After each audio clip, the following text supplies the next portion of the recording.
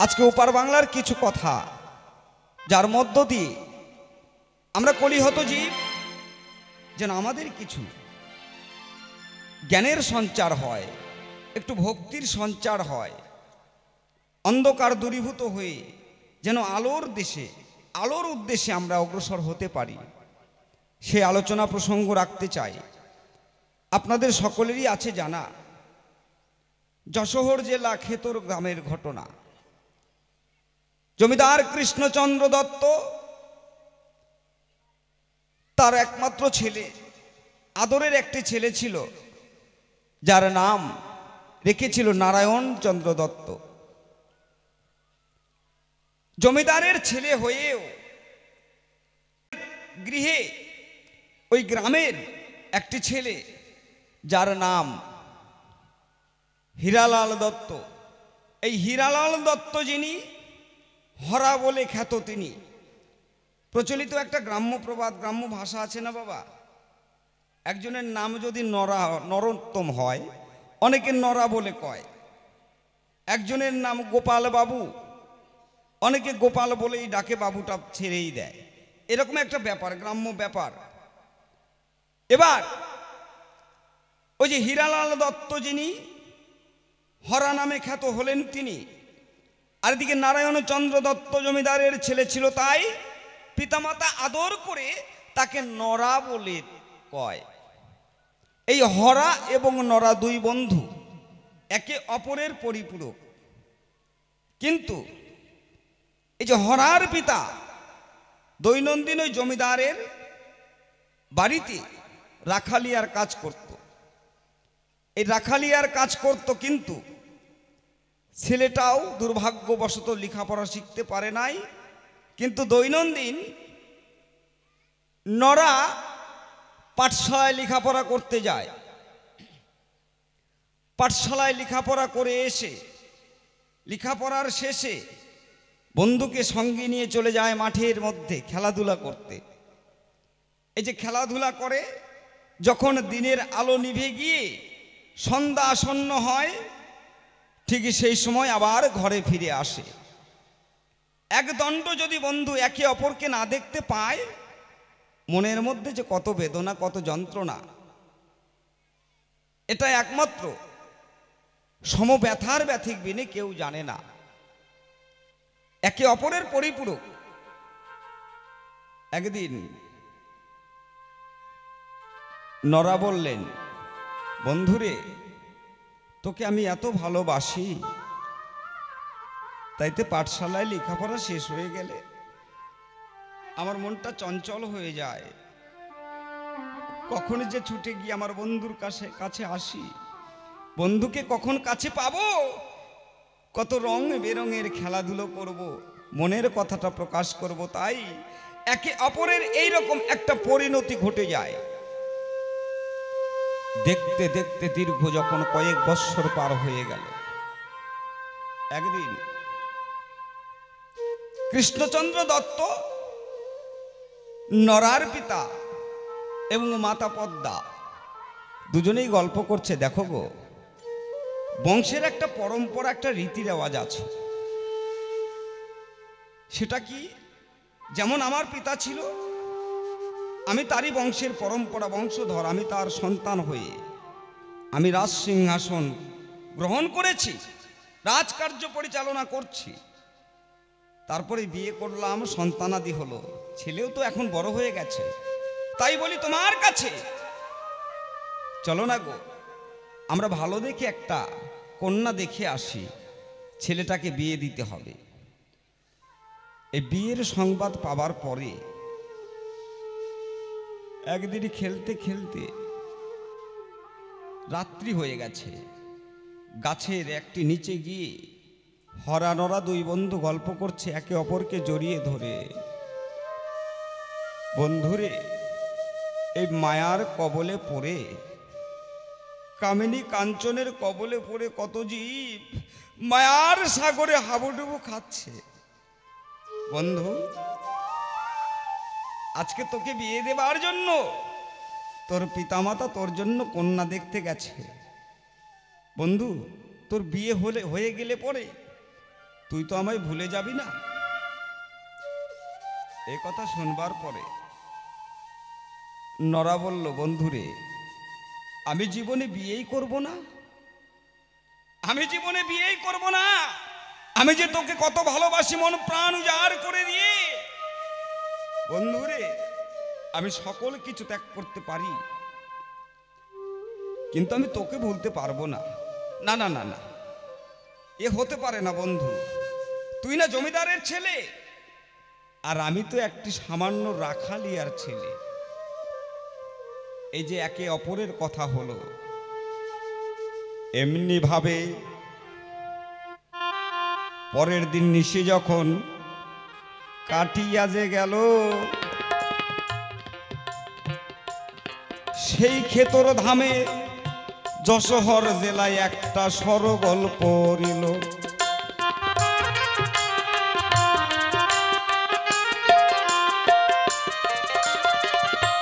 জমিদারের বাড়িতে কান্নার কলরব হইল তথায়। কান্না কাটি শুনে যখন আবার হরা দৌড়াইয়া যায়,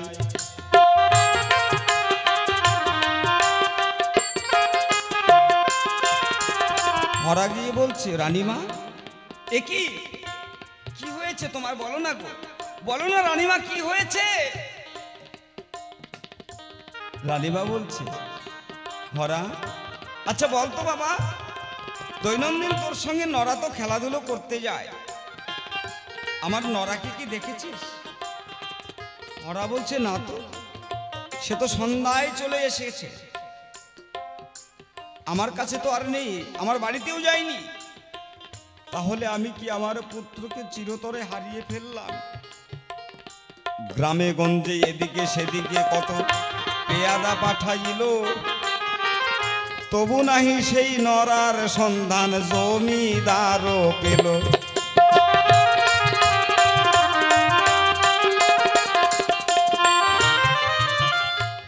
এমনি ভাবে কতদিন, কত মাস, কত বছর চলে যাচ্ছে।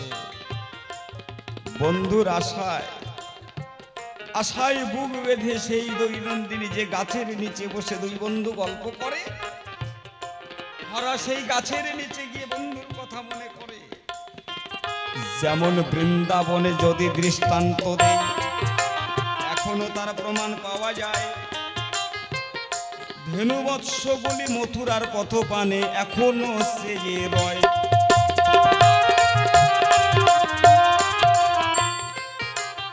দৈনন্দিন সে গাছের নিচে গিয়ে হরা মনে মনে ভাবে, স্কুল শেষ হয়ে গেলে সেই সময় তো বন্ধু আসে, দেখি তো আমার বন্ধু আসে কিনা। দেখতে দেখতে দীর্ঘ অনেক দিন, অনেক মাস, কয়েক বছর গত হয়ে গেল। এরকম মনের মধ্যে দুঃখ যন্ত্রণা নিয়ে দিন কাটাচ্ছে। দেখতে দেখতে 12 বছর যখন পূর্ণ হইয়া যায়, একদিন হরা দেখতে পেল নিজের নজরে অনেক মানুষ হেঁটে যায়।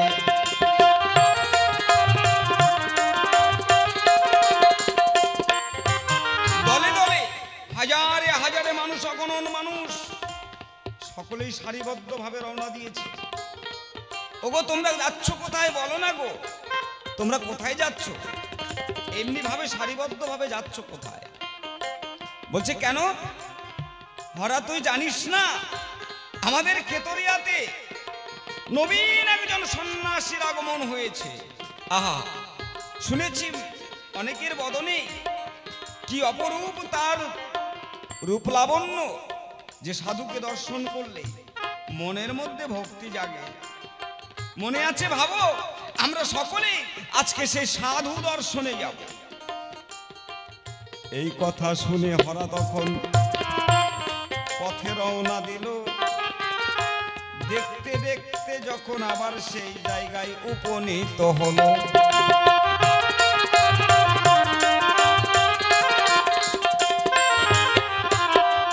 দূর থেকে দেখে মনে হচ্ছে চিনি চিনি, কিন্তু বলতে সাহস পাচ্ছে না।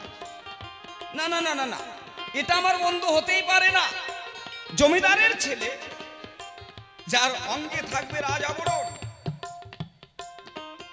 কিন্তু একজন সাধু সন্ন্যাসী কখনো হাসে কখনো কাঁদে গো, কখনো ধুলার মাঝে গড়াগড়ি যায়। এই দৃশ্য দেখলো হরা তখন নিজের নয়নে হে তাই। হরিবল হরিবল হরিবল।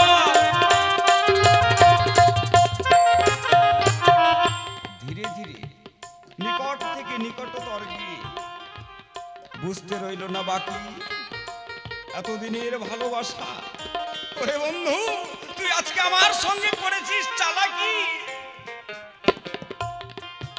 হরা মনে ভাবলো আজকে যদি আমি হাজার হাজার ভক্তের মধ্যে আমি যদি বন্ধু বলে স্বীকার করি তাহলে হয়তো অসম্মান হবে। তাই একটু দূরে দাঁড়িয়ে থেকে ইশারা করিল। আহা, 12 বছর পরে বন্ধুকে দেখে নরার তখন নয়ন জলে বক্ষ ভেসে গেল।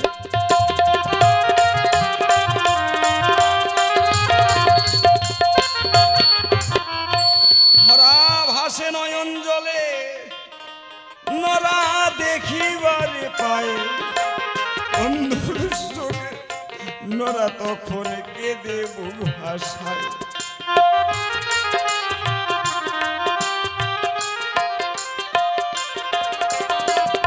ডেকে নিয়ে বললেন, বন্ধুরে,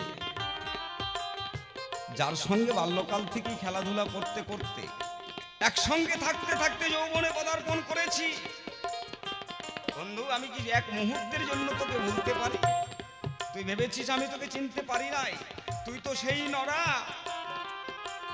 নরা বলে, শোন ভাই হরা, আমি বলি যে তোর ঠাই। এখন আমি নরা নাই, নরোত্তম গোসাই দিলাম পরিচয়।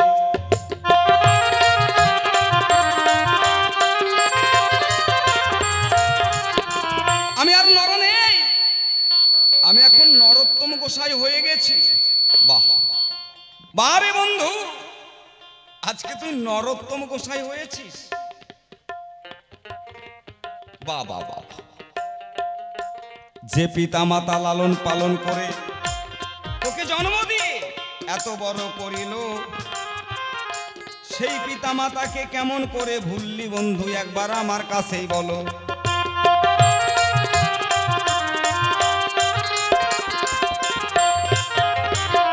শাস্ত্রে বর্ণিত আছে বন্ধু, আমি জানি পুত্র হয়ে পিতৃকার্য মাতৃ উপদেশ পালন না করলে তাকে পুত্র নামক নরক কুণ্ড ভোগ করতে হয়। বন্ধুরে, আজকে তুই পিতামাতাকে ত্যাগ করে দিয়ে কি ধর্ম বিলালি এই বিশ্ব চরাচরে? জননী জন্মভূমিশ্চ স্বর্গাদপি গরীয়সী, পিতা স্বর্গপিতা ধর্মপিতা হি পরমং তপ, পিতৈ তৎপিতমা পণ্যে প্রিয়ন্তে সর্বদেবতা। 33 কোটি দেবতা যদি থাকে এই অবনী ভিতরে, কোন দেবতা বড় নয় কিন্তু পিতা মাতা রই উপরে। সেই পিতা মাতাকে ত্যাগ করে দিয়ে বল বন্ধু, আজকে তুই 12 বছর পরে তুই ফিরে এলি নিজের ভিটে মাটিতে। এই 12টা বছর তুই কোথায় ছিলি? একটু দিবি পরিচয়। 2খানা কথা তোর কাছে আমি জিজ্ঞাসা করে যাই।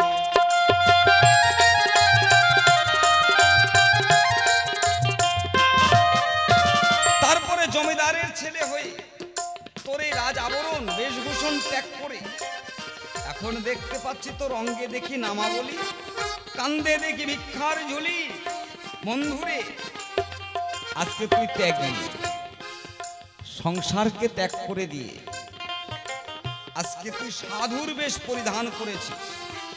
বল বন্ধু, তোর এই বেশভূষণটা কি কোথায় পেলি? কে বা তোকে দিল? এই জায়গায় তোর কাছে আমার জিজ্ঞাসা রইল। এমনি ভাবে 12 বছর কাটিয়া যে যায়, 12 বছর পরে বন্ধু আবার এলো নিজ দেশে দেখিবারে পায়। হাজার হাজার ভক্তবৃন্দ গো, তারা সকলে দর্শন করিবারে যাই বলি আপনাদের ধারে। আজকে জমিদারের ছেলে আর নেই, সকলেই পরিচিত, সকলেই জানতে পারলো, তাই না একজন নবীন সন্ন্যাসী এসেছে আমাদের এই ক্ষেতর ধামে। কখনো বলে হরি হরি, কখনো নয়ন জলে বক্ষ ভেসে যায়, ধুলার মাঝে মাঝে গড়াগড়ি দেয়, সকলে দেখিবার পায়। এই সাধুর কথা শুনে তখন গো হরাই আবার পথে রওনা দিল। পায়ে হেঁটে গিয়ে যখন মাত্র সাধু দর্শন করিল, দূর থেকে দেখে চিনি চিনি মনে হয় হরা, ভাবে সুনিশ্চয়, নিকটেতে গিয়ে দেখে বন্ধু ছাড়া আর তো কেহ নাই।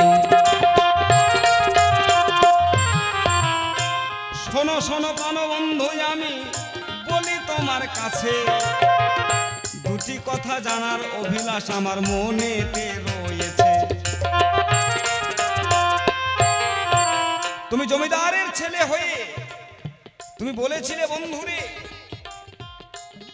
আমি সকল কিছু পরিত্যাগ করতে পারি, কিন্তু বন্ধু আমি তোকে কোনোদিন আমি ছেড়ে যাব না।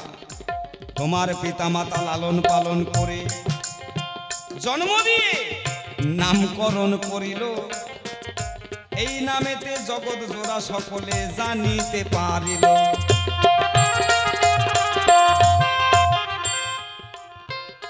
তোমার নামটি নারায়ণ চন্দ্র দত্ত গো, পিতামাতা করেছিল দান, এখন তাদের দেওয়া নাম তুমি কি কারণে বন্ধু করলে অসম্মান? এখন তুমি বলছো বন্ধুরে আমি আর সেই নরা নাই, আমি এখন হয়েছি নরোত্তম গোসাই। জগতে অনেকে আবার নরোত্তম ঠাকুর বলেও কয়। বাবা বাবা বন্ধু, হ্যাঁ, পিতৃবীজে মাতৃরজে জীবের সৃষ্টি হয়, তুমি তাহা কি বন্ধু ভুলে গেছো এসে এই না ধরায়? পুত্র হয়ে পিতার কার্য মাতৃকার্য অসমাপ্ত করে পিতামাতার অন্তরে দুঃখ দিলে পুত নামক নরককুণ্ড যন্ত্রণা ভোগ করতে হয় বন্ধু, তুমি কি জানো না? তাহলে কেন তুমি আজকে পিতামাতাকে পরিত্যাগ করে তুমি চলে গেলে দেশ থেকে দেশান্তরে? যদিও গেলে বন্ধু নিরুদ্দেশ হয়ে, আমি বুঝিবারে পাই 12 বছর পরে তুমি এসে উদয় হয়েছো এই না কথাই। জমিদারের ছেলে হয়ে রাজ আবরণ তোমার অঙ্গের ভূষণ নাই, এখন অঙ্গে দেখি নামাবলি কান্দে ভিক্ষার ঝুলি রয়। এই তো তোমার কাছে প্রথমবারে আমার কিঞ্চিত আয়োজন, এবার সভায় উঠে উত্তর দিও মনেরই মতন। আমি প্রথমবারে আমার বন্ধুর কাছে আর বলবো না, তাই তো সংক্ষেপে ছেড়ে দিব আমার কাব্য আলোচনা। এবার দেখি আমার বন্ধু এসে কোন বা কথা কয়, এবার কোন বা ভাবের ভাবধারা সে উঠাইয়া লয়। তারপরে যখন আমি আবার সময় হাতে পাবো, আমার বন্ধুর সঙ্গে দুই বন্ধু মিলে মুখোমুখি হব। আছেন যত সবার মাঝে বৈষ্ণব গোসাই, আমি সকলের ওই শ্রীপাদ পদ্মে প্রণতি জানাই। প্রথমবারে একা একা যদি বলি বেশি বেশি বললে বন্ধু আবার করতেই পারে দোষী, তো সাদোষীর কারবার মোটে আমার কাছে নাই, সেই কারণে অল্প অল্প ইতি দিতে চাই। এই অবধি করি ক্ষান্ত অমৃত হরি, একবারে জয় জয় শ্রী গুরু প্রেমানন্দে বলল হরি হরি হরি বল হরি বল।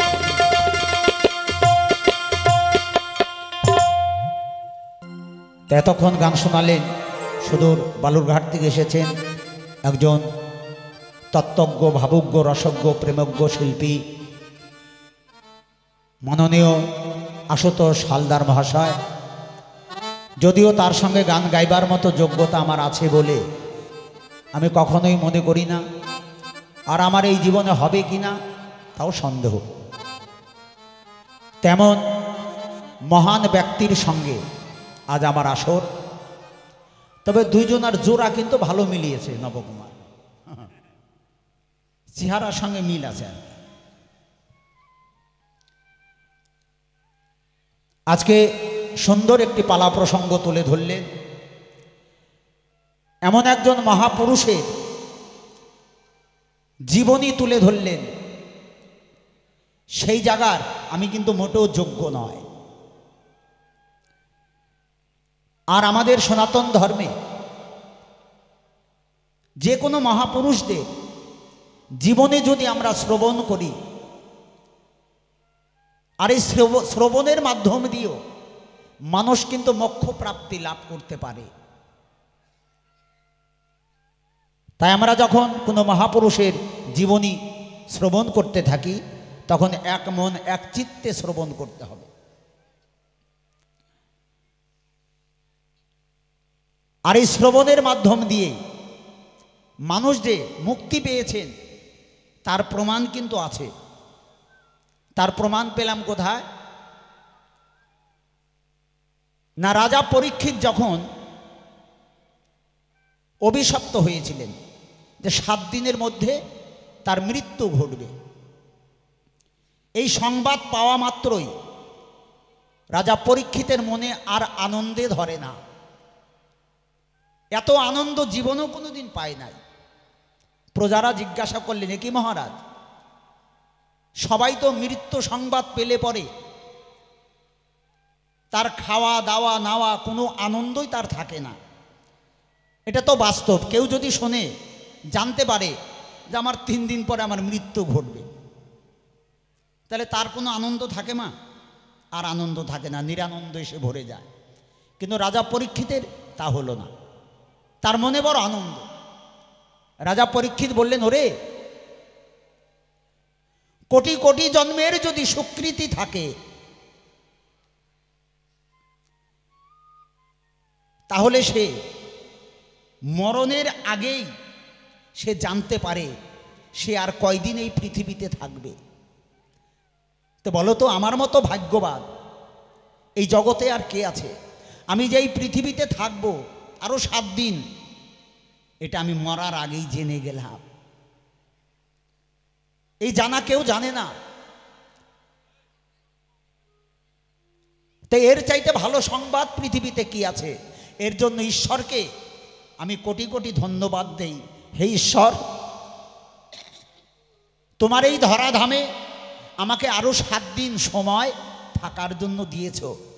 এর জন্য হে দয়াল, তোমাকে কোটি কোটি ধন্যবাদ, তোমার চরণে ভক্তি জানাই যে আমাকে আরো 7টা দিন সময় তুমি দিয়েছ। আর এই 7টা দিন আমি শ্রেষ্ঠ কর্ম করতে চাই। সমস্ত মনি ঋষিদেরকে ডাক দিলেন, হে মনি ঋষিগণ, তোমরা বলে দাও, আমার তো 7 দিন পরে আমার মৃত্যু ঘটবে, আমার এই 7টা দিন আমার কর্ম কি? আমি শ্রেষ্ঠ কর্ম করতে চাই। এক একজন এক একটা বললেন, কোনো সিদ্ধান্ত আসলেন না। তারপরে উপস্থিত হলেন সুখদেব গোস্বামী। এই সুখদেব গোস্বামী গিয়ে রাজা পরীক্ষিতকে বললেন, তোমার এই 7টা দিন তোমার জীবনের শ্রেষ্ঠ কর্ম হচ্ছে শ্রবণ করা। হে মনিবর, আমি এই 7 দিন কি শ্রবণ করব?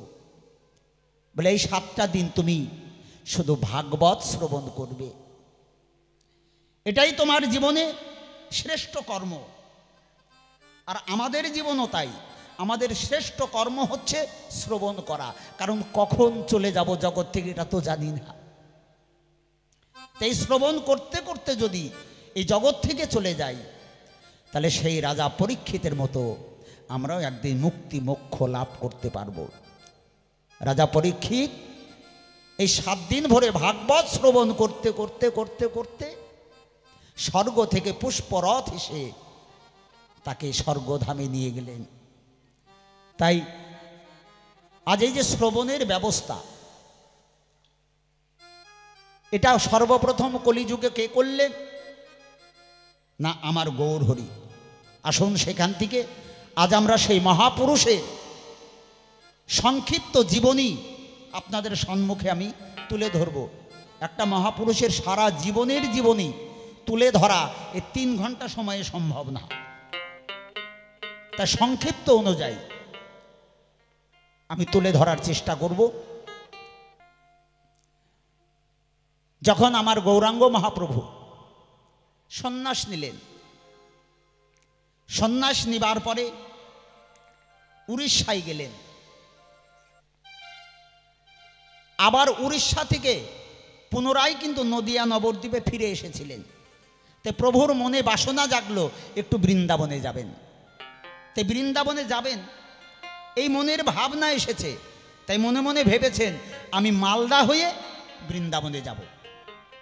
কারণ মালদায় তৎকালীনই ছিলেন রূপ সনাতন, তাদেরকে উদ্ধার করবে বলে, তাদেরকে কৃপা করবে বলে গৌরহরির মনের বাসনা জাগলো আমি মালদা হয়ে বৃন্দাবনে যাব।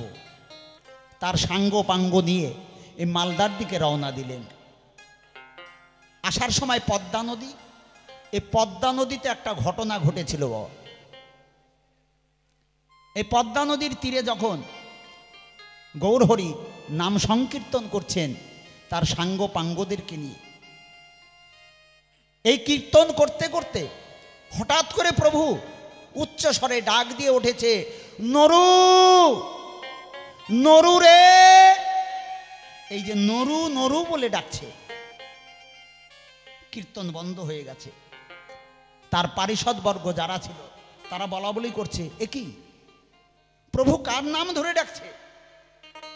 এই নামে তো আমাদের মধ্যে কেউ নাই। হ্যাঁ প্রভু, আপনি কার নাম ধরে ডাকছেন? এই নামে তো আমাদের মধ্যে কেউ নাই। গৌরহরি বললেন, ওরে আমি যার নাম ধরে ডাকছি তার এখনো জন্মই হয়নি, তার এখনো জন্ম হয়নি। না হয়নি, তবে সে এই গঙ্গাই পদ্মার তীরেই তার জন্ম হবে। এই পদ্মার তীরে তার জন্ম হবে, তার নাম হবে নরা, ভালো নাম হবে নরা। তাই আমি তাকে ডাকলাম ভালোবেসে নরু বলে, তার এখনো জন্ম হয়নি। দেখেছেন, যার জন্মই হয়নি তাকে আগেই প্রভু কৃপা করে রেখেছেন, সেই নরু নরু বলে ডাকছেন প্রভু।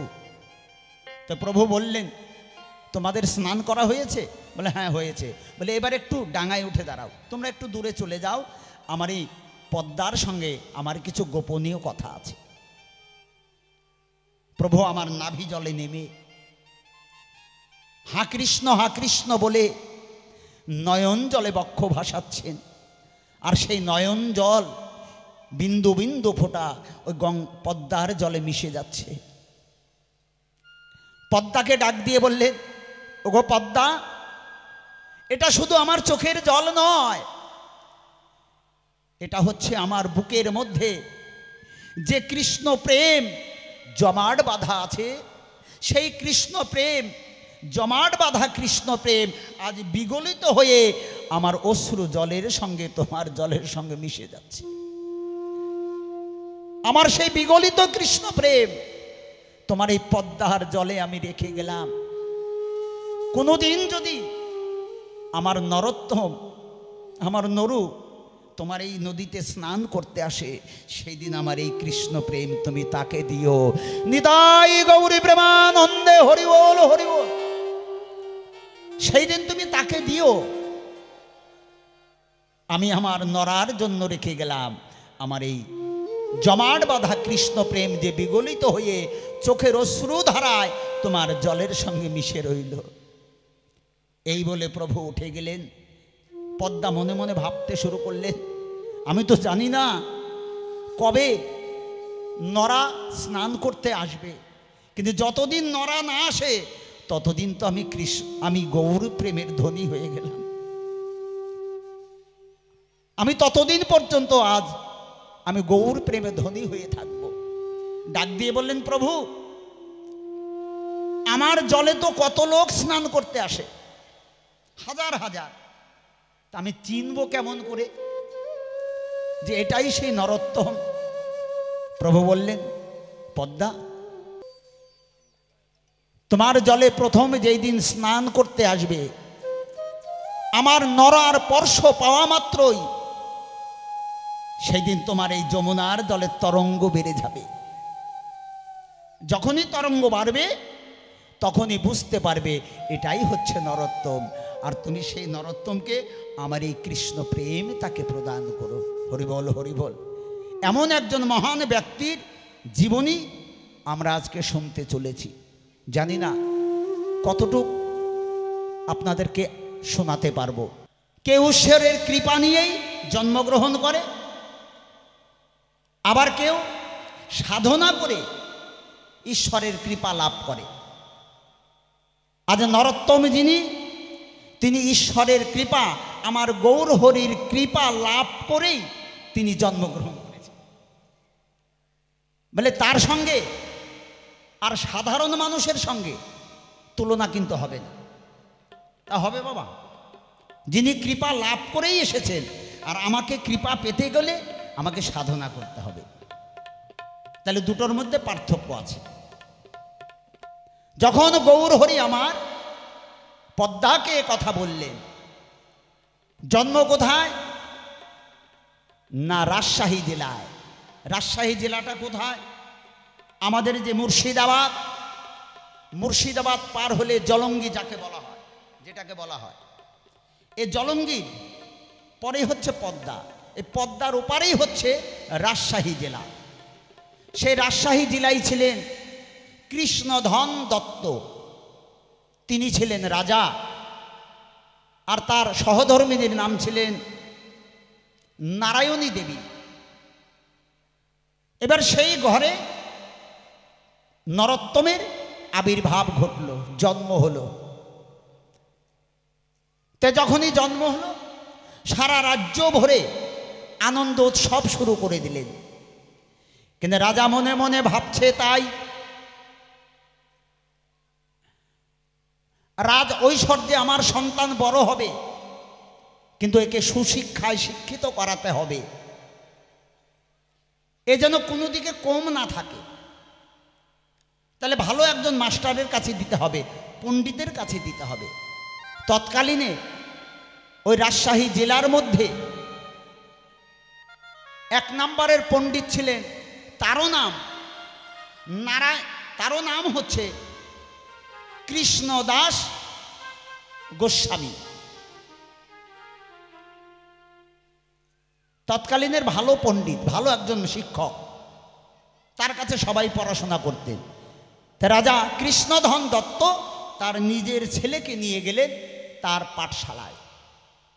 গিয়ে বললেন, হে পণ্ডিত, আমার ছেলেকে তোমার স্কুলে আমি ভর্তি করে গেলাম, আমার ছেলেকে পড়াশোনা করাবে।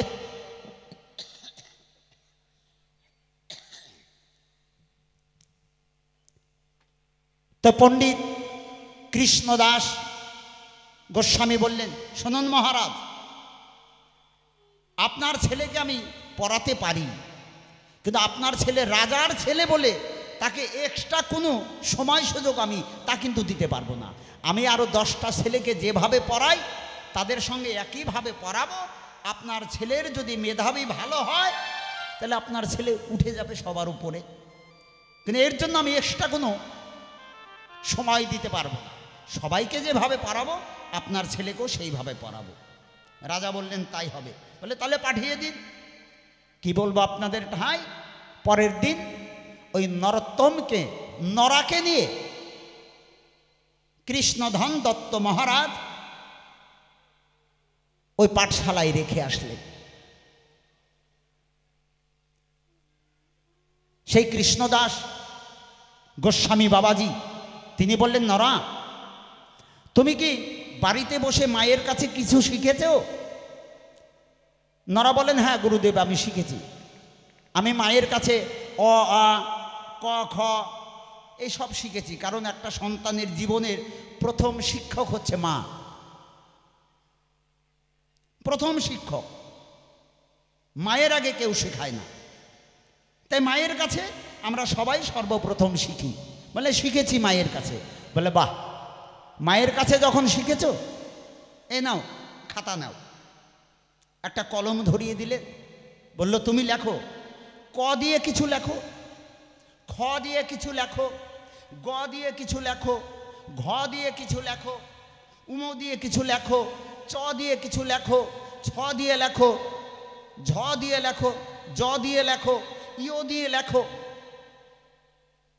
এই নরোত্তমকে যখন কাগজ ধরিয়ে দিলেন, এই বলে গুরুদেব চলে গেল।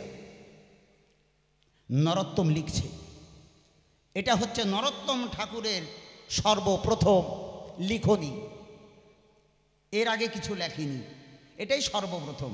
তো নরোত্তম কি লিখছেন? ক, প্রথম লিখছেন ক, কয়ে কলিযুগে শ্রীকৃষ্ণ চৈতন্য অবতার। খ, ক্ষয়ে খেলিবার প্রবন্ধে কইলা খোল করতাল। গ, গয়ে গড়াগড়ি যান প্রভু নিজ সংকীর্তনে।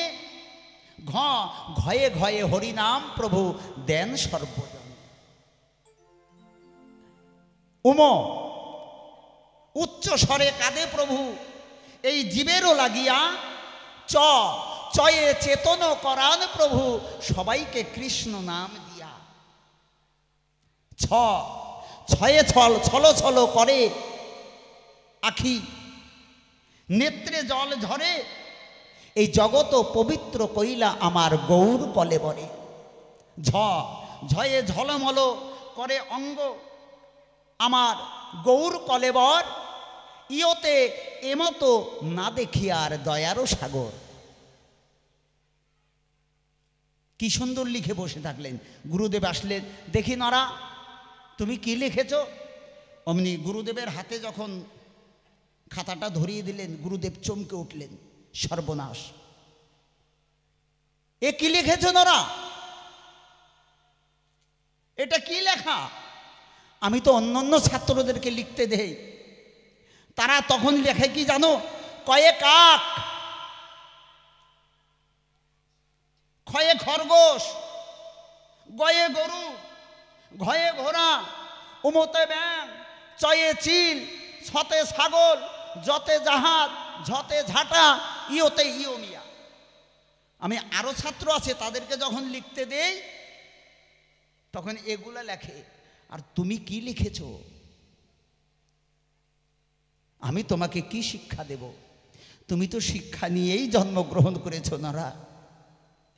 তাই তোমাকে শিক্ষা দেবার মতো আমার ভাণ্ডে কিছু নাই, তুমি শিক্ষা গ্রহণ করেই জন্মগ্রহণ করেছো।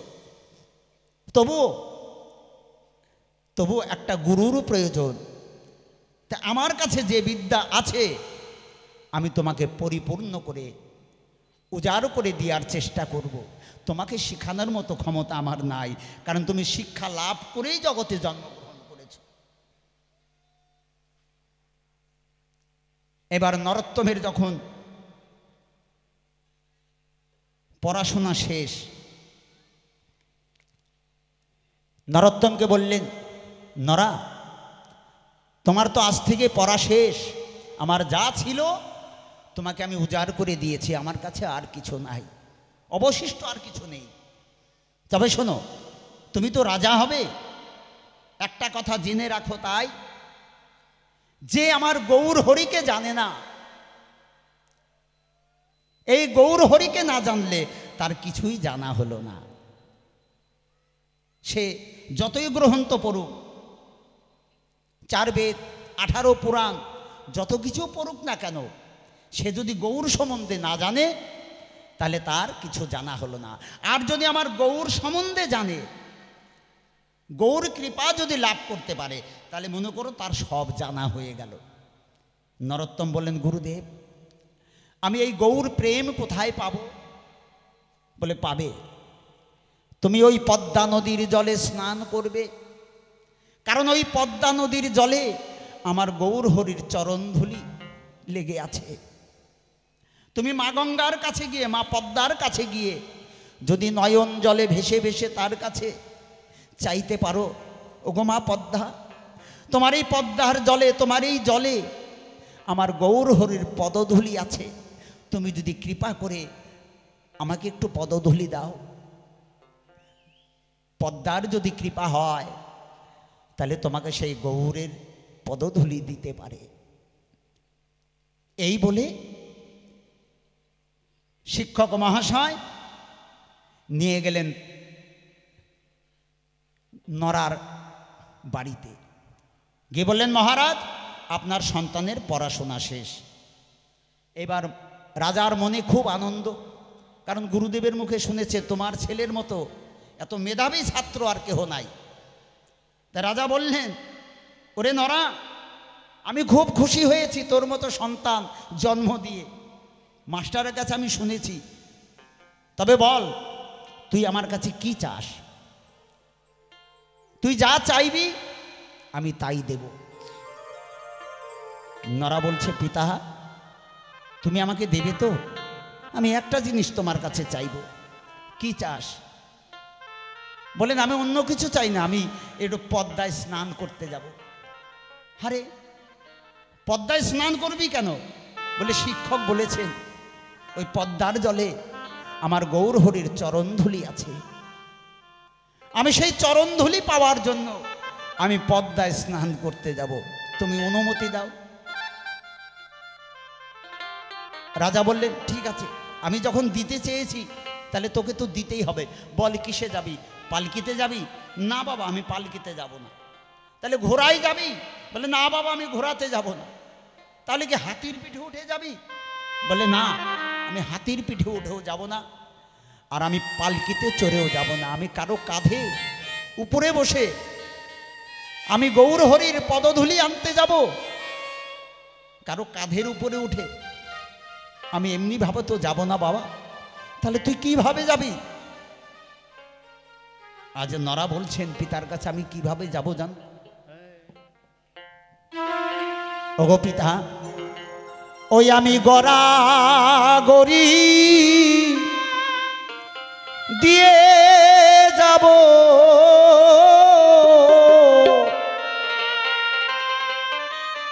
ওগো পিতা, আমি গড়াগড়ি দিতে দিতে পদ্মায় যাব স্নান করতে। কেন রে গড়াগড়ি দিয়ে যাবি কেন? কারণ এই পথে কত ভক্তের চরণধুলি লেগে আছে, তাই আমি গড়াগড়ি দিয়ে যাব। ভক্তের চরণ ধুলি আমার গায়ে মাখিব, আমি গড়াগড়ি দিয়ে যাব। জয় জয় নিতাই গৌরী প্রেমানন্দে হরি বল।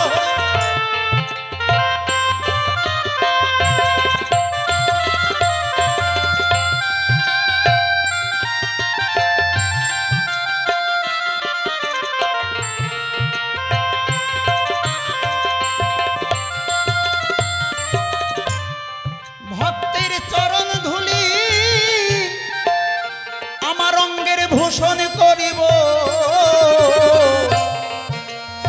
তাই আমি বাবা গড়াগড়ি দিয়ে যাব।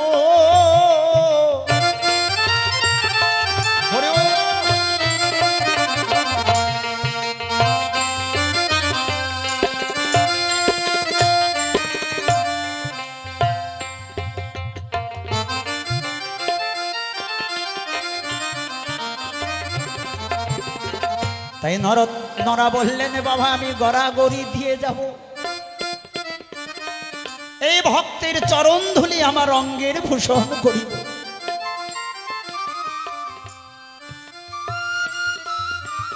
রাজা বললেন, ওরে তোরা কে কোথায় আছিস?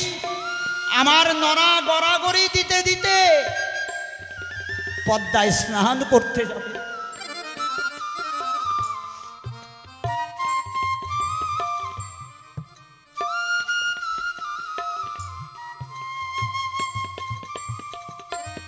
যা তোরা দুই পাশে থাকবি, আমার নরাকে যেন কেউ ডিস্টার্ব না করে। নরা গড়াগড়ি দিতে দিতে চললেন পদ্মায় স্নান করতে।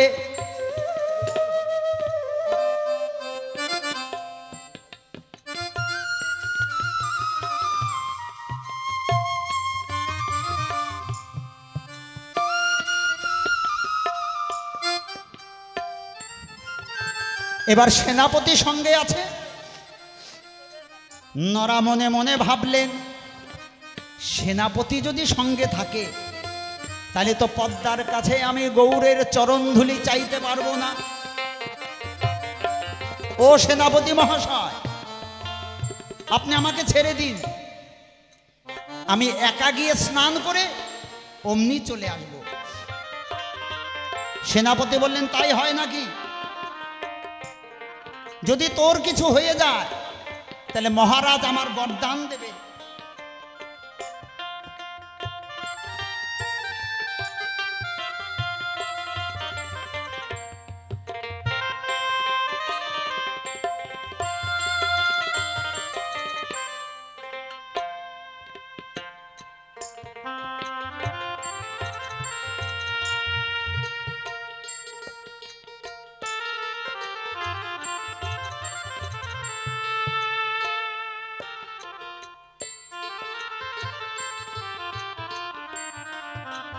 আমার চাকরি চলে যাবে।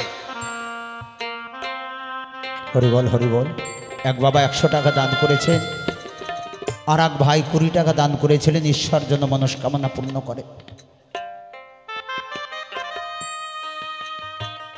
বলে, আমি তোকে নিজে হাতে স্নান করাবো।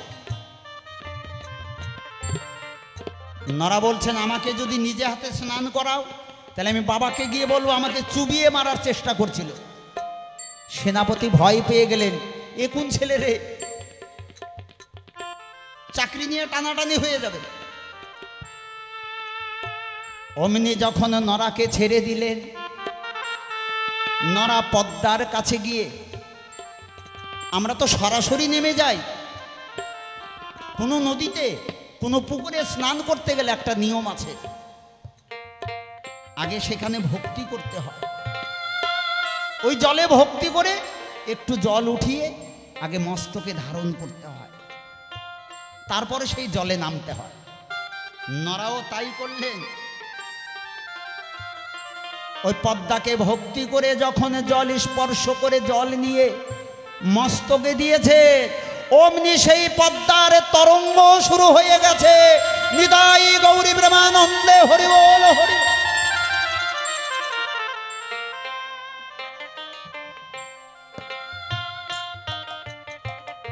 এমন তরঙ্গ শুরু হয়েছে, একটা বড় ঢেউ এসে নরাকে একবার পদ্মার গভীরে নিয়ে গেছে। পদ্মার গভীরে যখন গেছে, নরা দেখতে পাচ্ছে একজন নারী বসে আছে। নরা বললেন, কে তুমি মা? বললেন, আমি পদ্মা। ও তুমি পদ্মা? ও মা, আমি তোমার কাছে বড় আশা করে এসেছি। তোমার এই নদীর জলে, এই পদ্মার জলে আমার গৌর হরির চরণ ধুলি আছে, তুমি যদি আমাকে একটু কৃপা করে সেই চরণ ধুলি দাও। পদ্মা বলেন, ওরে নরা, আমার কাছে গৌর হরির চরণ ধুলি আছে, এটা তো সবার জন্যই আছে, কিন্তু তোর জন্য যেটা আছে এটা হচ্ছে পার্সোনাল। তোর জন্য যে গৌর হরি যে কৃষ্ণ প্রেম আমার কাছে রেখে গেছে, আমি সেই কৃষ্ণ প্রেমে তোকে দেব। আর তোকে দিয়ে, ওরে নরা, আমি এতদিন গৌর প্রেমে আমি ধনী হয়েছিলাম, এতদিন আমি গৌর প্রেমে ধনী হয়েছিলাম। ওরে নরা, আজ তোকে সেই গৌর প্রেম আমি তোকে প্রদান করে দিয়ে আজ থেকে আমি ভিখারিনী হয়ে গেলাম। আমি যে ধনে এতদিন ধনী ছিলাম সেই ধন তোকে দিয়ে দিলাম। তাই আজ থেকে আমি হলাম ওই গৌর প্রেমে কাঙালিনী।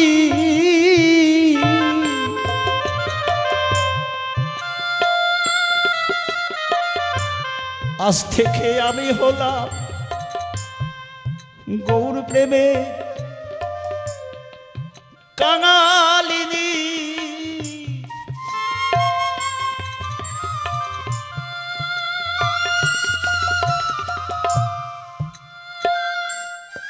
আমি ছিলাম এতদিন গৌর প্রেমে ধনে ধনী, আজ থেকে আমি হলাম কাঙালিনী। নরোত্তম বললেন, মা তাহলে আমি চাই না,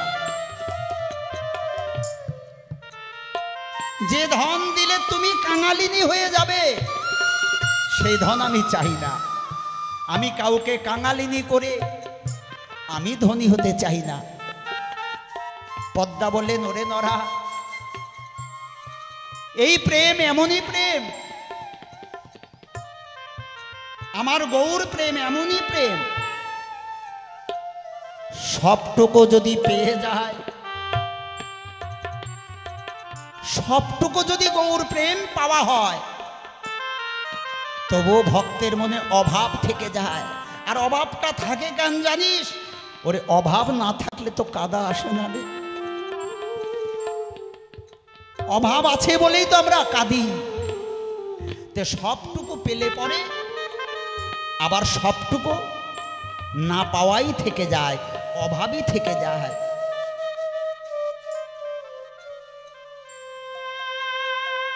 সেই গৌর প্রেম তখন নরা পেলেন।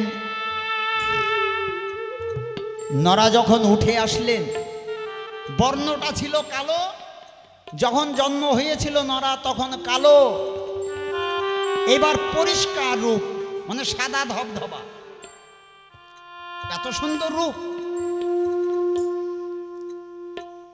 মন্ত্রী চিনতে পারছে না, সেনাপতি চিনতে পারছে, কে তুমি? বলে, কেন আমি নরা। বলে, তুমি নরা? এই রূপ কেমন করে হলো? তুমি তো কালো ছিলে। আমি এই রূপ কেমন করে হলাও জানো? আমি মা পদ্মার কাছে গৌর প্রেম পেয়েছি।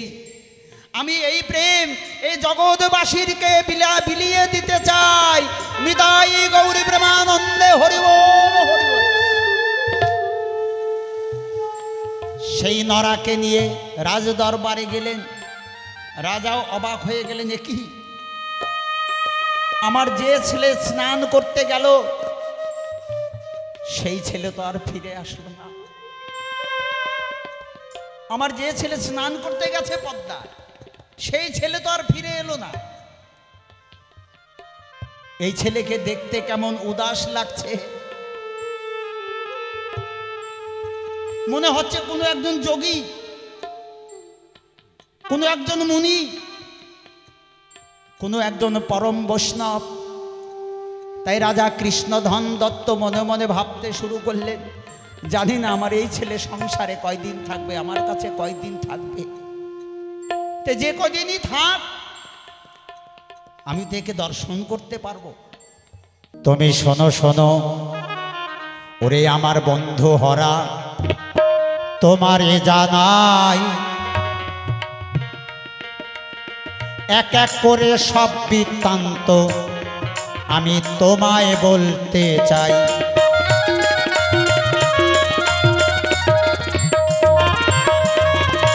এমনি ভাবে নরার জীবনে গো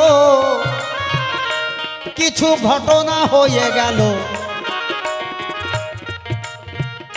এমন সময় একদিন রাত্রিবেলা নিত্যানন্দ প্রভু স্বপ্ন দেখালো।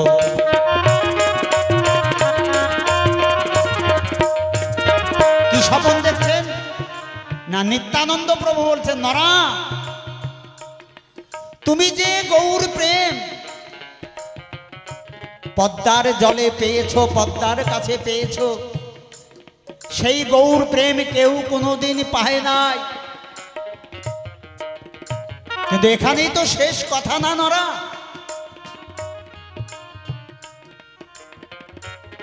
এই বিশুদ্ধ প্রেমের শ্রেষ্ঠ স্থান হচ্ছে বৃন্দাবন। আর সেই বৃন্দাবন হচ্ছে এই বিশুদ্ধ প্রেমের লীলাভূমি। তাই তুমি সংসারে না থেকে তুমি বৃন্দাবনে যাও। রাত্রে বেলা যখন নরা স্বপনে দেখিল ভোর বেলাতে পিতা মাতার চরণে ভক্তি করে নরা বৃন্দাবনে চলিতে লাগিল। রাজার ছেলে পায়ে হেঁটে যাচ্ছে, পায়ে জুতা নাই। একদিন নয়, 2 দিন নয়, 3 দিন নয় গো, এমনি করে সপ্ত দিবস পারে হইয়া যায়। হঠাৎ করে একটা গ্রামে গিয়ে নরা অচৈতন্য হয়ে পড়ে যায়। একটা গ্রামে গিয়ে নরা অজ্ঞান হয়ে পড়ে গেলেন। এই 7 দিন থেকে হেঁটে যাচ্ছে তো, পেটে দানা নেই, কেমন করে সে বৃন্দাবনে যাবে? মুখে হা কৃষ্ণ বলতে বলতে চলছে। তো ওই গ্রামে গিয়ে অজ্ঞান হয়ে পড়ে গেলেন। যখন তার জ্ঞান ফিরল, নরা দেখতে পেল একজন ব্রাহ্মণ তাকে তার মাথাটা কোলের উপরে রেখে বসে আছে। নরা বললেন, কে তুমি? বলে, আমি একজন ব্রাহ্মণ গো, এই পাড়ারই একজন ব্রাহ্মণ। তুমি জমিদারের ছেলে, বৃন্দাবনে রওনা দিয়েছ, তুমি এখানে এসে অজ্ঞান হয়ে পড়েছিলে, আমি তোমাকে সুস্থ করেছি। নরা বললেন, আপনি জানলেন কেমন করে? সেই ব্রাহ্মণ বললেন, ওরে আমি তো ব্রাহ্মণ, আমি একজন গণক, আমি একজন জ্যোতিষী, তাই আমি দেখলেই বুঝতে পারি, বলে দিতে পারি। এক কাজ করো নরা, এই যে 1 গ্লাস দুধ আমি তোমাকে দিচ্ছি, তুমি সেবা করো। বলেন, আমি দুধ খাবো না, আমি বৃন্দাবনে যাব। আমি দুধ খাবো না, আমি বৃন্দাবনে যাব। ব্রাহ্মণ বললেন, নরা বৃন্দাবন তো পালিয়ে যায়নি, বৃন্দাবনে তুমি যাবে, কিন্তু যেতে গিয়ে তোমার যদি শক্তি না থাকে তাহলে বৃন্দাবনে যাবে কেমন করে? তুমি আমার কথা না, এই দুধটুকু খাও, তারপরে তুমি বৃন্দাবনে যাও।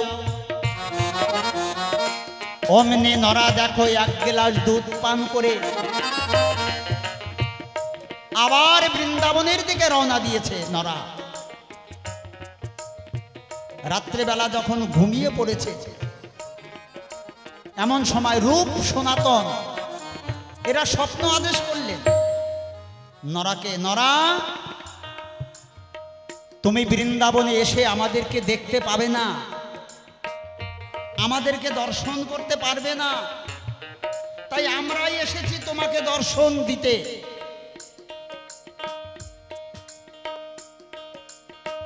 তুমি যাও বৃন্দাবনে গিয়ে তুমি গোপী ভজন শেখো।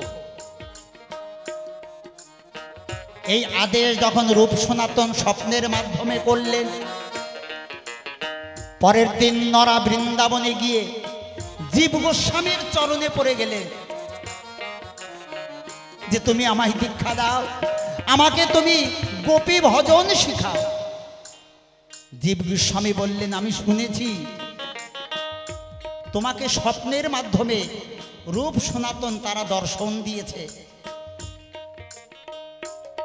ওরা তো আমার গুরুজন, শুধু গুরুজন, ওরা আমার জ্যাঠা, তাই আমি তোমাকে দীক্ষা দিতে পারবো না। ঘোড়া ডেঙিয়ে ঘাস খাওয়া আমার দ্বারা সম্ভব না, আমি তোমাকে দীক্ষা দিতে পারবো না। এক কাজ করো, আমি তোমাকে একজনের কাছে পাঠাচ্ছি যে ওই রূপ সনাতনের সমকক্ষ, সে এই বৃন্দাবনে আছে, সে অন্য কেউ নয়, সে হচ্ছে লোকনাথ গোস্বামী। তুমি তার কাছে যাও, তার কাছে গিয়ে দীক্ষা গ্রহণ করো, তারপরে যে ভাগবত প্রেমের যে রস, এটা আমি তোমাকে পরিপূর্ণ দিয়ে দেব। এই শুনিয়া নরা গো ওই লোকনাথ গোস্বামীর আশ্রমেতে গেল। লোকনাথ গোস্বামীর চরণ তলে তখনই পড়িল যে গুরুদেব আমায় তুমি গ্রহণ করো, আমায় তুমি দীক্ষা দাও। লোকনাথ গোস্বামী করলেন মানা যে আমার জীবনের সংকল্প, আমি জীবনে কাউকে শিষ্য করব না। আমার জীবনের সংকল্প থেকে আমি তো সরে আসতে পারি না, তাই তোমাকে বলি, তাই তুমি এই দীক্ষা দাও বলে আমাকে আর কোনোদিন বিরক্ত করবে না, কারণ আমার জীবনের সংকল্প আমি কোনোদিন শিষ্য করব না। এই কথা যখন বলে দিল, নরা মনে মনে ভাবিতে লাগিল,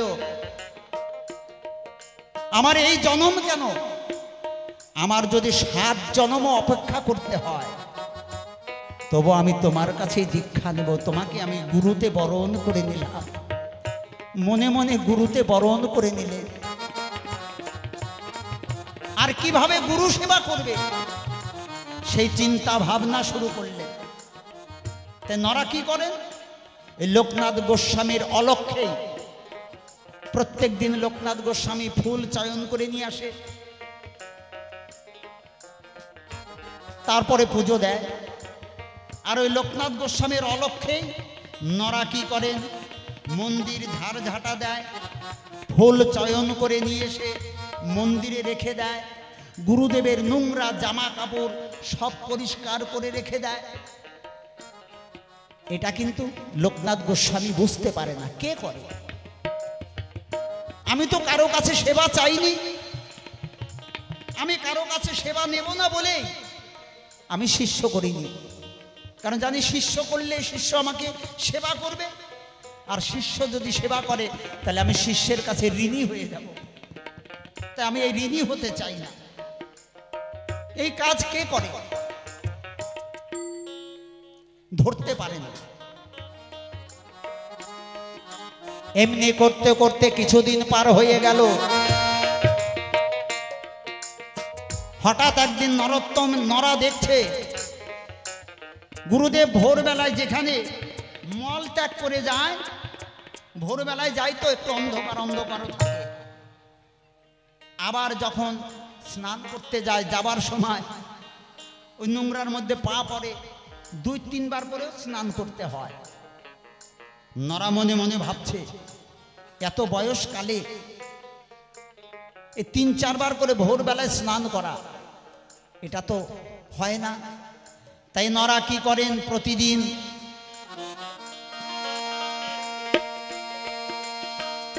গুরুদেব যখন মল ত্যাগ করে চলে যায়, ওই গুরুদেবের বিষ্ঠা নরোত্তম নিজে হাতে পরিষ্কার করে, একবারে লেপা পোছা করে রেখে দেয়। এমনি ভাবে অনেকদিন চলেছে এই সেবা, কিন্তু লোকনাথ গোস্বামী বুঝতে পারে নাই। একদিন হঠাৎ করে মনে পড়ে গেছে, তাই তো এর আগে যখন আমি আসতাম আমার নোংরার মধ্যে পা পড়ে যেত, এখন তো আর তা পড়ে না। তাহলে এই কাজটা করে কে? কোনো বনের পশু না, বনের পশু যদি করে এত সুন্দরভাবে তো পরিষ্কার করতে পারে না। এই যে দেখেন গুরু সেবা করে।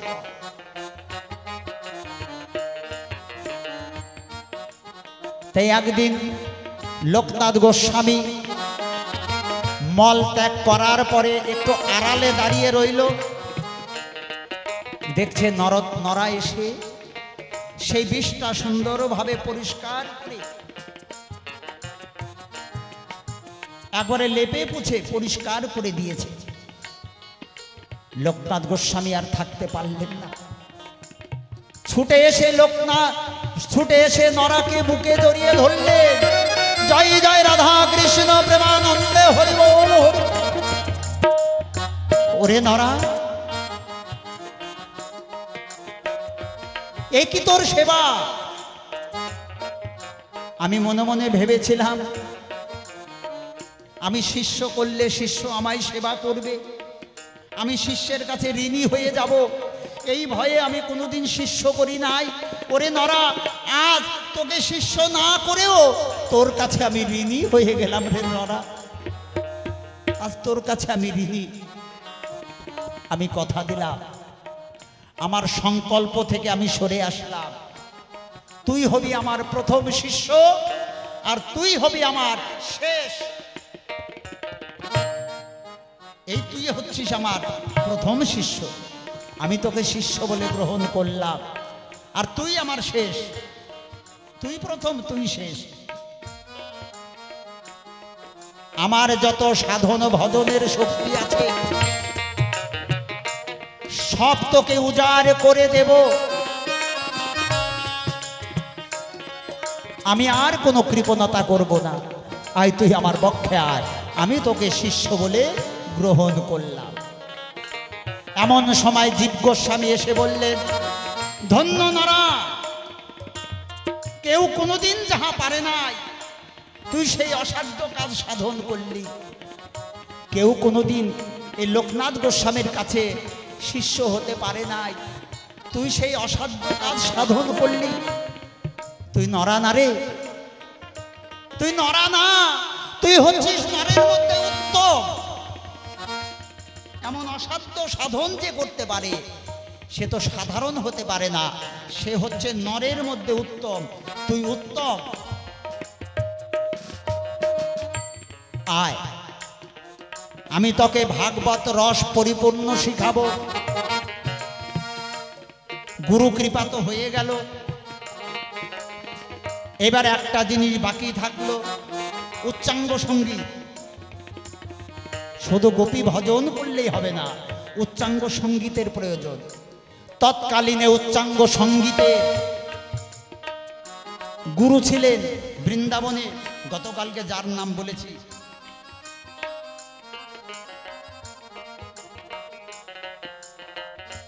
জীব গোস্বামী, গতকালকে বলেন। এই উচ্চাঙ্গ সঙ্গীতের যিনি গুরু, তার নাম হচ্ছে হরিদাস বাবাজি, যে তানসেনেরও গুরু। তার কাছে নরোত্তম উচ্চাঙ্গ সঙ্গীত শিক্ষা লাভ করলেন। কেন এমন শিক্ষা লাভ করলেন? হরিদাস বাবাজি বললেন, ওরে নরা,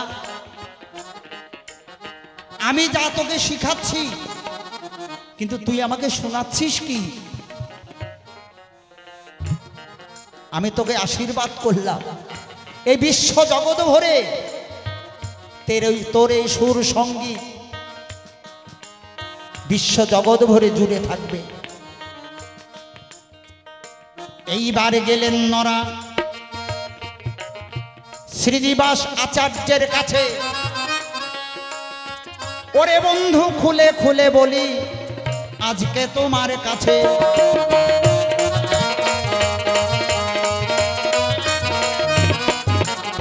শ্রীনিবাস আচার্য ছিলেন তৎকালীনের এই গোপীভাবে যে ভজন, এই ভজন শিক্ষা দিতেন শ্রীনিবাস আচার্য মহারাজ। কিভাবে গোপী ভজন করতে হয়? নরা, তুমি গোপী ভজন করবে। এই গোপী ভজন করতে গেলে কয়েকটা নিয়ম আছে। প্রথমে তোমাকে ভুলে যেতে হবে তুমি একজন পুরুষ। নিজেকে পুরুষ ভাবলে গোপী ভজন হয় না। নিজেকে ভাবতে হবে তুমি একজন নারী। দ্বিতীয়, ভুলতে হবে তোমায় তুমি একজন জমিদারের ছেলে। নাও এবার সাধনায় বসো। অমনি নরা সাধনায় বসে গেল। দেখো, এই সাধনা করতে গিয়ে যখন দেখবে তুমি দুই ভুরোর মাঝখানে একটা জ্যোতি বেরিয়েছে, ওই জ্যোতির মধ্যে যদি দেখতে পাও নিকুঞ্জ বন,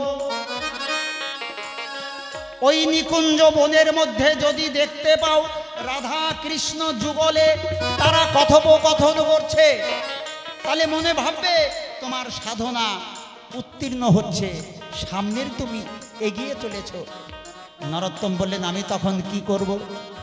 বলে, তখন তুমি তোমাকে দেখতে পাবে, ওই কুঞ্জের বাইরে দেখতে পাবে তুমি তোমাকে ওই বৃন্দাবনের একজন কিশোরী গোপী রূপে তুমি তোমাকেই দেখতে পাবে। এটা কিন্তু বাস্তবে হবে না বাবা, কিন্তু সাধকের জীবনে হয়। এটা একমাত্র সাধনার ঘরে হয়, এটা বাহিরে হচ্ছে না, তার সাধনার ভিতরে হচ্ছে। এমন যদি দেখতে পাও, তুমি তোমাকে দেখতে পেলে কুঞ্জের বাইরে, বলে তখন আমি কি করব, আমার সেবা কি? বলে তোমার সেবা, তখন তুমি দুধ গরম করে ওই রাধা কৃষ্ণকে সেবা দেবে, এটাই তোমার সেবা। নিতাই গৌরী প্রেমানন্দে হরি বল।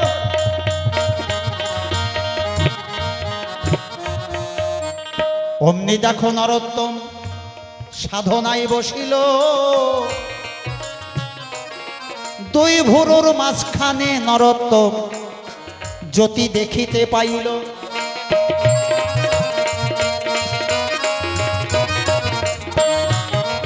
জ্যোতির মধ্যে দেখতে পেল নিকুঞ্জ বন,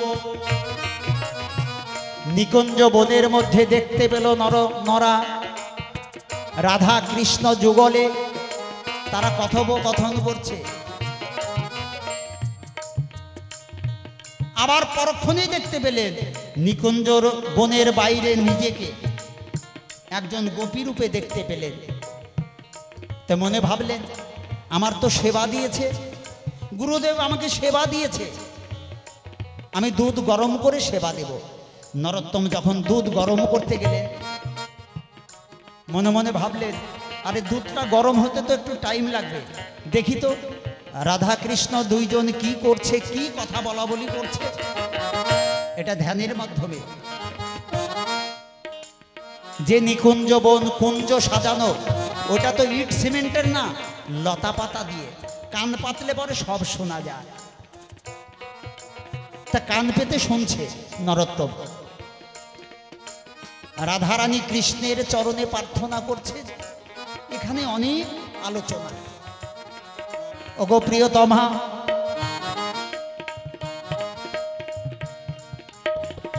আমাকে জন্ম জন্মান্তর তোমার চরণের দাসী করে রেখে দিও, তোমার চরণ ছাড়া আর কিছু চাই না। রাধারানী চোখের জল ফেলছে আর কৃষ্ণের চরণে নিবেদন জানাচ্ছে, তোমার ওই চরণে স্থান দিও, তোমার চরণের দাসী করে আমাকে রেখো। কৃষ্ণ বললেন রাধে, এবার কৃষ্ণ বলছেন রাধে, ও রাধে, যখনই তোমার সঙ্গে আমার দেখা হয় তখন শুধু তুমি কাঁদো, একটু হাসতে পারো না?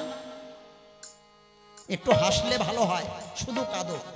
এক কাজ করো, এই আমি তোমাকে আমার বাঁশি দিয়ে দিলাম,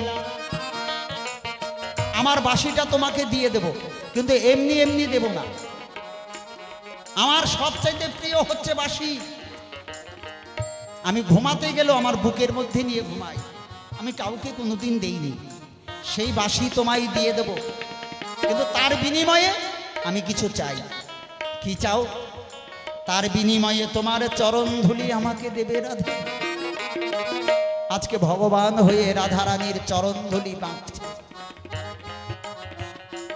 এই কথা নরোত্তম যতই শুনছে ততই বিভোর হয়ে যাচ্ছে। একই কথোপকথন করছে। হঠাৎ করে ওই দিকে দুধ উতলে পড়ে যাচ্ছে, দুধ পুরা গন্ধ এসেছে। তাড়াতাড়ি করে নরোত্তম ওই দুধের গামলা যখন নামাতে গেছে, কি বলবো আপনাদের ঠাই, দুটি হাতে ফোসকা পড়ে গেছে, দুটি হাত ভরে ফোসকা, এমন ফোসকা পড়েছে। অমনি নরোত্তমের ধ্যান ভেঙে গেছে। পরের দিন যখন গুরুদেবের তেল সেবা করতে গেছে, চাদরের তলায় হাত লুকিয়ে আছে। একই নরোত্তম, তোমার হাত কেন চাদরের তলায় লুকানো? দেখি দেখি। গুরুদেব টান দিয়ে হাত বের করে যখন দেখেছে, একই নরোত্তম, তোমার হাতে ফোসকা, বলল কি করবে?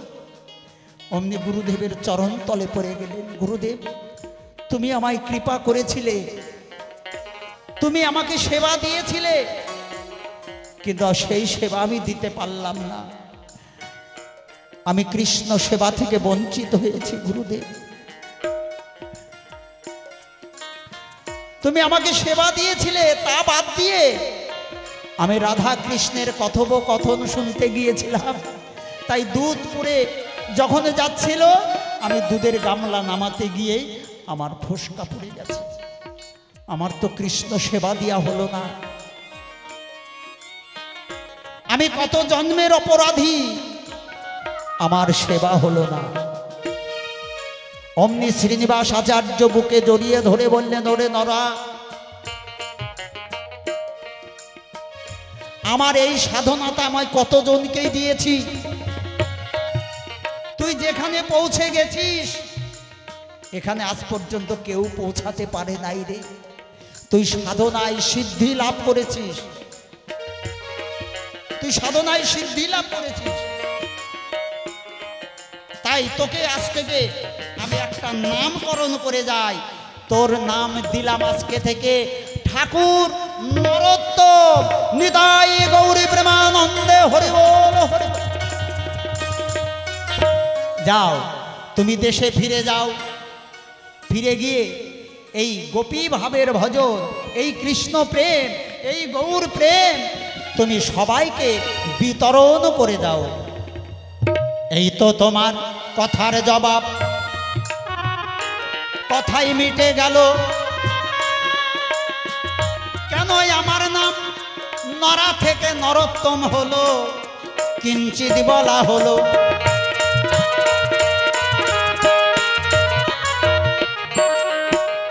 কেন আমার নাম নরোত্তম থেকে ঠাকুর নরোত্তম হয়, দিয়ে গেলাম এই নামের আমি কিঞ্চিত পরিচয়।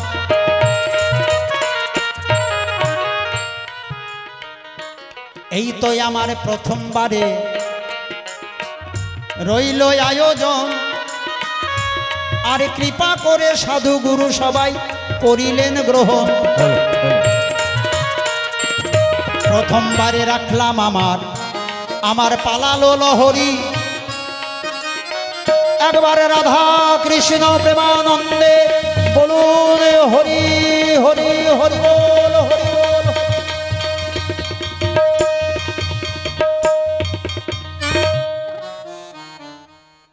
শুনলাম এতক্ষণ ধরে আমার সেই বাল্য বন্ধুর কথা। বন্ধুরে, আমি এসেছিলাম যার কৃপাতে, যার দয়াতে। আজকে তার কথা রক্ষা করবার জন্য আমি সংসার পরিত্যাগ করে গিয়েছিলাম বৃন্দাবনে। বৃন্দাবনে গিয়ে গুরুর শরণাপন্ন হবার পরে আজকে আমি নরোত্তম গোসাই বা নরোত্তম ঠাকুর হয়েছি। বন্ধু, তোর কাছে সত্য কথাটাই প্রকাশী। বা বাবা, কিন্তু বন্ধু, কলির যুগে শাস্ত্রে লিখিত আছে যাগযজ্ঞ হোম তপস্যা ব্রত সন্ন্যাস। কলির যুগে সন্ন্যাস নাই, কলির যুগে যজ্ঞ নাই। এখন তুই কার কোন সূত্র ধরে যজ্ঞ করলি এই বিশ্ব চরাচরে? এবং সেই যজ্ঞটাই বাকি কে তোকে এই যজ্ঞ করবার জন্য তোকে দায়িত্বটা দিল? আমি জানি সংসার ধর্ম সর্বশ্রেষ্ঠ। সংসার ধর্মকে বর্জন করে, সংসার ধর্মকে পরিত্যাগ করে বন্ধুরে কোনোদিনও সাধনায় সিদ্ধি হওয়া যায় না। তোমার আছে জানা সেই কৌশিক ব্রাহ্মণের ঘটনা। কৌশিক ব্রাহ্মণ বনের মধ্যে আরাধনা করবার জন্য, ঈশ্বরের আরোগ্য পাবার লালসায় তপস্যায় রত হয়েছে। এখন একাদশী, একাদশীর পরক্ষণে যখন একাদশীর পালন করবে, ভিক্ষাতে গেলেন এক ব্রাহ্মণের বাড়িতে। ওগো ভিক্ষাং দেহি কুটির ঘরণী, কে আছো? আমায় এক মুষ্টি ভিক্ষা দাও। সেই ঘরণী তার প্রতি সেবার ব্রত নিয়ে ব্যস্ত আছে। কি বলবো আপনাদের কাছে, নিজ প্রতি সেবা ছেড়ে দিয়ে আর তো কারোর সঙ্গে কথা বলতে পারে না। তাই একটু বিলম্ব হবার কারণে তপস্বী ক্রোধান্বিত হয়ে গেলেন। আমি একজন তপস্বী, আমি একজন ঋষি, আমি একজন মুনি, আজকে আমার ডাকে সাড়া না দিয়ে তুমি তোমার এমন কোন কাজে রত আছো? বললেন কেন? ওগো ঋষি, আমি আমার পতি সেবা সম্পূর্ণ না করে তো আপনার কাছে আসতে পারি না। তোমার কাছে আমার ধর্মজ্ঞান শিখতে হবে। আমি যদি ইচ্ছা করি তোমায় এখনই ভর্ৎস করে দিতে পারি। বাহ বাহ বাহ! ওগো ঋষি, আমি তো কোনো পাখি নই যে আপনি আমাকে ভর্ৎস করে দেবেন। আমি কোনো অপরাধী নই। আর ধর্মকথা আপনাকে কি শিখাবো?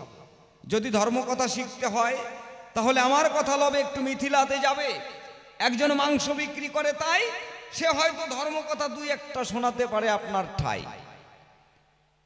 এখন যখন মিথিলাতে গেল, গিয়ে দেখতে পেল একজন মাংস বিক্রি করে কসাই।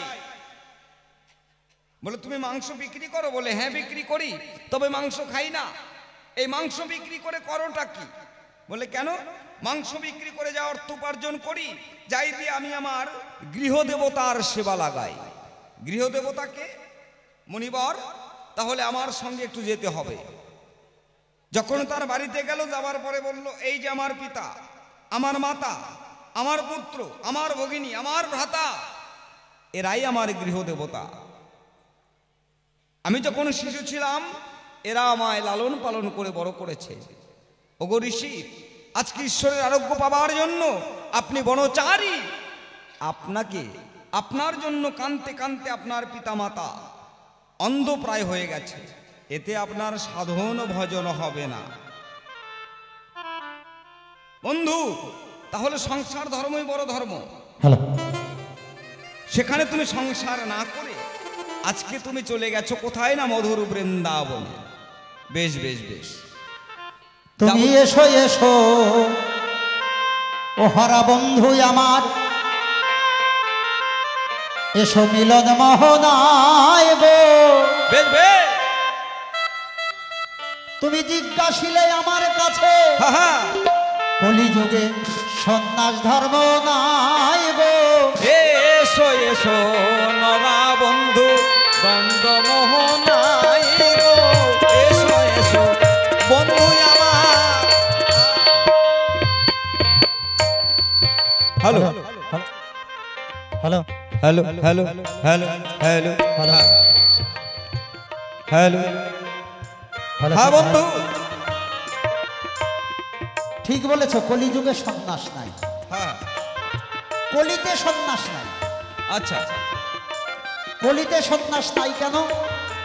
যারা কলির মধ্যে আছে। আচ্ছা, কলির মধ্যে কারা থাকে? কারা? না, যাদের কামনায় আছে, আচ্ছা আচ্ছা, লোভ লালসা আছে, আছে, যাদের সঞ্চয়ের বাসনা আছে, আচ্ছা, যাদের একজন কামিনীর প্রয়োজন আছে, আচ্ছা, যাদের পুত্র সন্তানের প্রয়োজন আছে। আছে, কেমন? আচ্ছা, যারা এর মধ্যে থাকে, কাম কামনা লোভ লালসার মধ্যে যারা থাকে, তারাই দেখো কলির মধ্যে থাকে। হ্যাঁ, তারাই দেখো কলিতে নয়। আচ্ছা, এই কলিতে থাকাকালীন সন্ন্যাস তো নয়। আচ্ছা, কি বাবা, এই কলিতে থাকাকালীন কোনো সন্ন্যাস হয় না। কিন্তু বন্ধু, এই কলির থেকে যারা বাইরে বেরিয়ে আসবে, আচ্ছা, কামে কামনা লোভে লালসা সব পরিত্যাগ করে যখন কলি থেকে বেরিয়ে আসবে, আচ্ছা, তাদের জন্য সন্ন্যাস আছে। আচ্ছা, আচ্ছা, ওরে বন্ধু, খুলে বললাম তোমার কাছে। বেশ,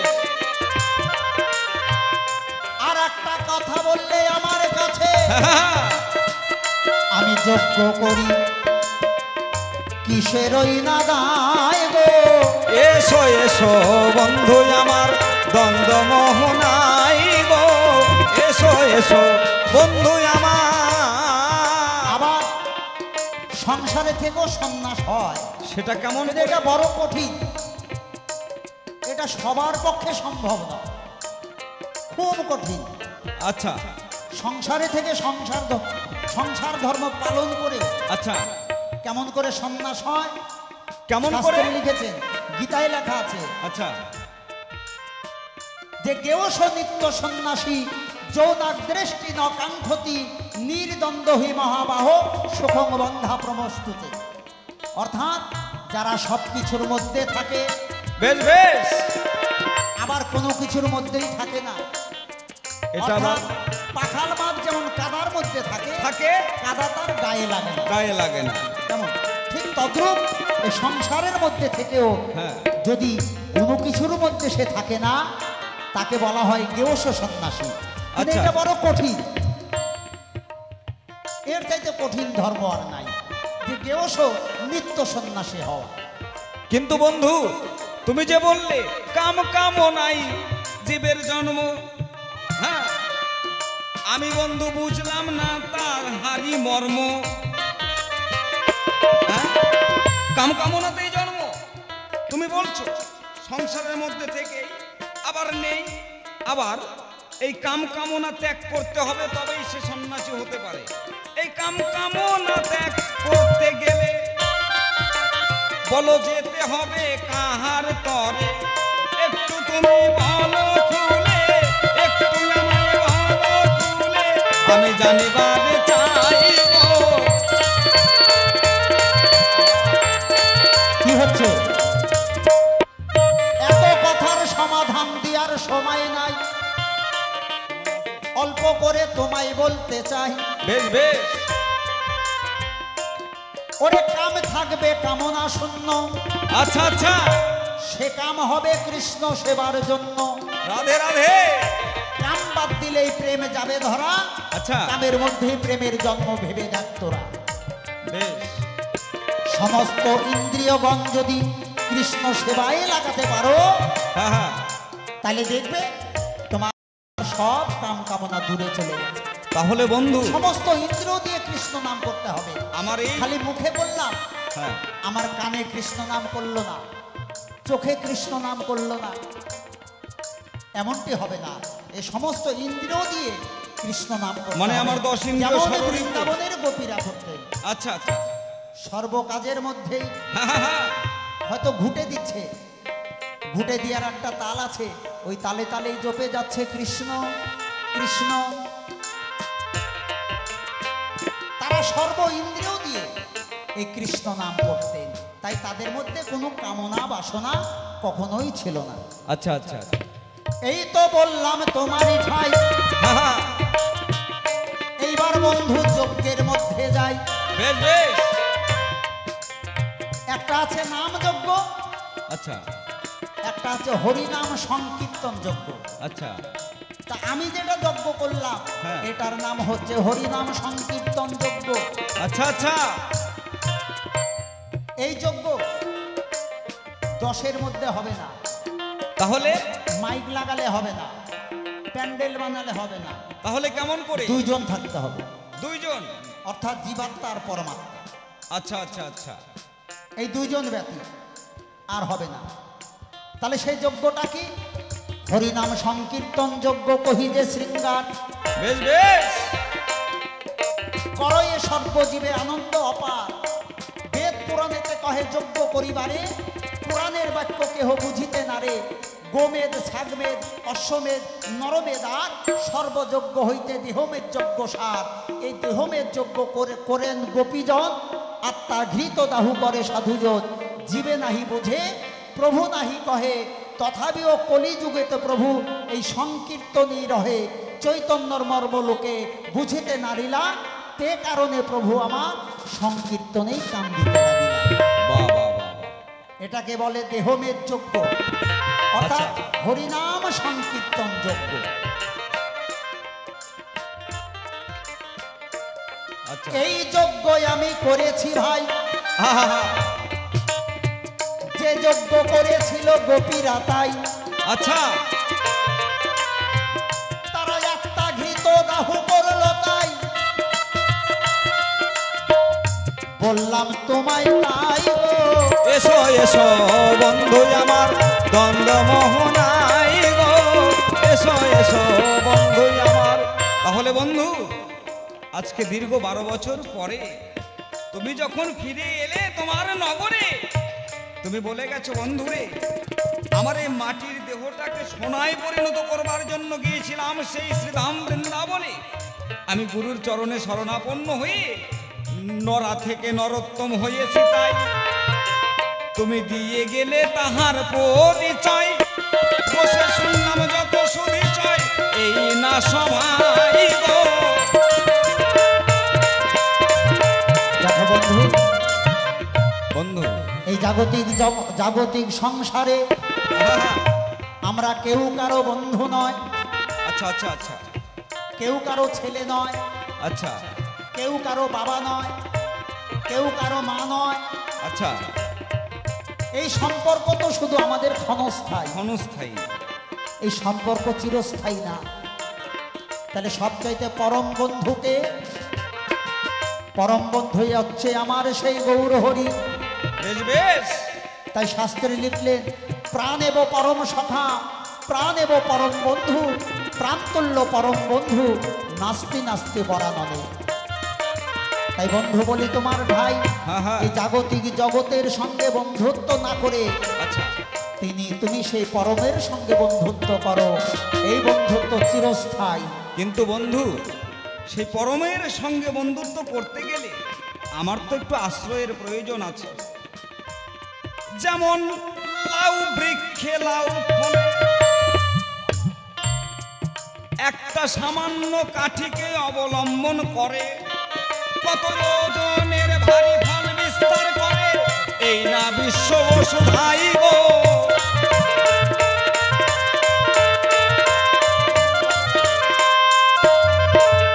এবার নরোত্তম যখন দেশে ফিরে আসলেন, তখন ব্রাহ্মণ, হারি, মুচি, চণ্ডাল যারা ছিল সবাই দলে দলে এই নরোত্তমের কাছে দীক্ষা নিতে শুরু করল। বেশ বেশ। নরোত্তমের এমন সাধনা, সাধনায় বসলে 2 দিন 3 দিন 4 দিনও পার হয়ে যেত, সাধনায় বসে থাকতেন। এমনি ভাবে হঠাৎ করে একদিন, নড়ায় একদিন না 7 দিন পার হয়ে গেছে, ধ্যানের মধ্যেই আছে। এবার তৎকালীনের বিবাদী যারা দুষ্ট, তারা বলা বলি শুরু করলেন, বেটা নরোত্তম ব্রাহ্মণ না হয়ে ব্রাহ্মণদেরকে মন্ত্র দিচ্ছে, সেই পাপে বেটা মরে গেছে। এখন তার শিষ্য যারা কেঁদে কেঁদে বলছে, গুরুদেব সবাই আপনার নামে অপবাদ দিচ্ছে, আপনি ধ্যান থেকে ফিরে আসুন, সবাই মনে করছে দুষ্ট লোকরা আপনি মারা গেছেন। এই 7 দিন পরে যখন নরোত্তমের ধ্যান ভাঙল, তখন নরোত্তম চিতার উপরে বসা ছিল, চিতা সাজিয়ে নরোত্তমকে দাহ করবে, চিতার উপরে বসিয়ে দিয়েছে, শুইয়ে দিয়েছে। তখন নরোত্তমে ধ্যান যখন ভঙ্গ হয়ে গেল, দেখলেন সে চিতার উপরে শুয়ে আছে। চিতার উপর থেকে যখন বসলেন, অমনি হরা দৌড়ে সেথায় গেল, যে বন্ধু কোথায় যাও, আমাকে তোমার চরণে স্থান দাও। এবার নরোত্তমের কাছে হরা দীক্ষা নিল। এবার যখন হরাকে দীক্ষা দিল, এবার প্রাণ ত্যাগ করবে, তারা প্রাণ ত্যাগ করবে। কে? নরোত্তম শিষ্যদেরকে ডাক দিয়ে বললেন, আমি যদি মরে যাই, মরার পরে আমার এই দেহটাকে তোরা পোড়াস। কি করব গুরুদেব? আমি যে পদ্মা নদীর কাছে আমি গৌর প্রেম পেয়েছি, তোরা আমাকে এই পদ্মা নদীতে ভাসিয়ে দিস। আমি আমার সে পদ্মা মায়ের কোলে যেতে চাই, তোরা আমাকে কেউ পুড়িয়ে দিস না। সঙ্গে সঙ্গে নরোত্তম দেহ ত্যাগ করিল, শিষ্যরা দিয়ে গিয়ে পদ্মায় ভাসিয়ে দিল। পদ্মায় ভাসিয়ে দেওয়ার সঙ্গে সঙ্গে নরোত্তমের দেহটা দুগ্ধ হয়ে গঙ্গার জলের সঙ্গে মিশে গেল। নিতাই গৌরে কেন দুগ্ধ হয়ে মিশে গেল? না, ওই যেখানে যে গ্রামে গিয়ে নরা অচৈতন্য হয়ে পড়ে গিয়েছিলেন। ব্রাহ্মণ কোলে হয়ে বসে যে ব্রাহ্মণ দুগ্ধ খাইয়েছিল, এই ব্রাহ্মণ অন্য কেউ ছিল না, স্বয়ং গৌর হরি। বাবা তিনি নিজে নরোত্তমকে কোলে বসিয়ে দুগ্ধ পান করিয়েছিলেন বলে আজ সেই নরোত্তমের দেহটা দুগ্ধ হয়ে গঙ্গার জলে মিশে গেল।